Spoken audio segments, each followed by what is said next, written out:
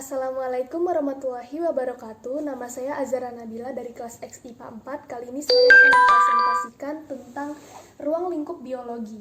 Nah, ruang lingkup biologi ini terdiri dari beberapa cabang. Dan di sini saya akan menjelaskan yang pertama tentang karakteristik dasar makhluk hidup.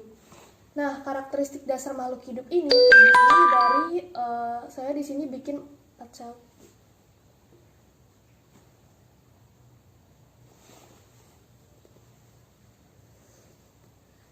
Assalamualaikum warahmatullahi wabarakatuh. Nama saya Azhara Nabila dari kelas X IPA 4. Kali ini saya akan mempresentasikan tentang ruang lingkup biologi.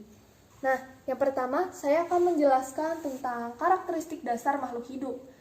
Karakteristik dasar makhluk hidup yang pertama adalah beradaptasi terhadap lingkungan. Yang kedua disusun oleh sel. Nah, di dalam sel ini tersusun atas silia yang bentuknya kayak bulu-bulu halus gitu di luarnya. Lalu ada foot vacuoles, kontraktil vacuoles yang bentuknya kayak matahari gitu. Terus ada oral groove dan lalu di sini ada gullet. Setelah itu yang ketiga karakteristik dasar makhluk hidup yang lainnya yaitu melakukan proses metabolisme dan yang terakhir mengalami pertumbuhan dan perkembangan. Setelah itu, saya akan membahas tentang struktur organisasi kehidupan. Nah, di struktur organisasi kehidupan ini terdiri atas molekul. Nah, molekul ini adalah struktur organisasi kehidupan yang paling rendah. Yang kedua terendah adalah sel, selanjutnya jaringan, lalu organ, sistem organ, organisme, populasi, komunitas, ekosistem, dan yang paling tinggi adalah bioma. Lalu setelah itu ada juga cabang ilmu biologi. Nah, cabang ilmu biologi terdiri atas histologi, entomologi, virologi, mikologi, zoologi, botani, dan genetika. Lalu saya akan menjelaskan tentang ketertarikan biologi dengan ilmu yang lain.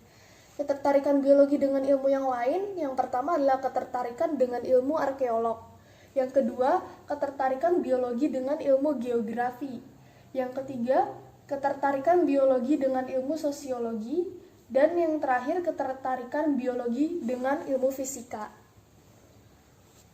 Lalu ada juga pemecahan masalah biologi dengan metode ilmiah, yaitu yang pertama pengamatan, pertanyaan, hipotesis, prediksi, dan eksperimen. Selanjutnya saya akan menjelaskan tentang penelitian ilmiah. Nah, di penelitian ilmiah terbagi atas 5 bagian. Yang pertama, kerangka acuan penelitian yang terdiri dari judul penelitian, latar belakang, rumusan masalah, tujuan penelitian, dan manfaat penelitian. Lalu yang kedua, proposal penelitian yang terdiri atas identifikasi variabel, tinjauan pustaka, hipotesis, metode penelitian, dan jadwal penelitian. Yang ketiga, prosedur pelaksanaan penelitian. Yang keempat, analisis data, yaitu mendeskripsikan data, menginterpretasikan data, dan menganalisis data.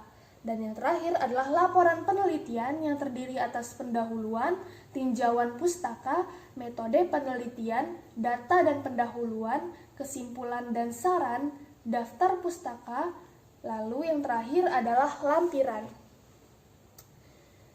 Saya juga akan menjelaskan keselamatan kerja di laboratorium yang harus diperhatikan. Yang pertama yaitu membaca petunjuk kerja.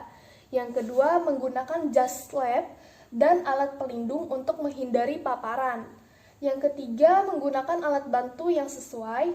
Lalu yang terakhir, memperhatikan simbol bahan kimia. Nah, apa yang terjadi jika kita secara tidak sengaja terkena bahan kimia? Nah, ini akan dijelaskan dalam pertolongan pertama. Pertolongan pertama yaitu membasuh anggota jika terkena bahan kimia atau terbakar. Lalu yang kedua, membersihkan anggota tubuh yang terluka, lalu menutup dengan plester. Nah, setelah itu saya akan menjelaskan juga tentang bagian manfaat dan bahaya perkembangan biologi. Nah, pertama kan ini dibagi dua, dampak positif sama dampak negatif. Saya akan menjelaskan dampak positifnya dulu ya.